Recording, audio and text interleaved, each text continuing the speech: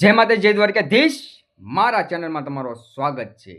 તો નોમને દિવસે ભગવાન રામનો જન્મ થયેલો છે એટલે આપણે રામ નોમ કહેવી છે। તો ઈ મર્યાદા પુરુષોત્તમ શ્રી રામના બે શબ્દ આપણા જીવનમાં ઉતારવી।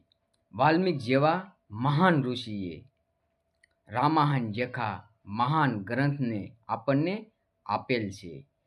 તો ઈ મહાન ગ્રંથમાં બે ચાર શબ્દ આપણે વાંચવી અને આપણા જીવનમાં લેવી।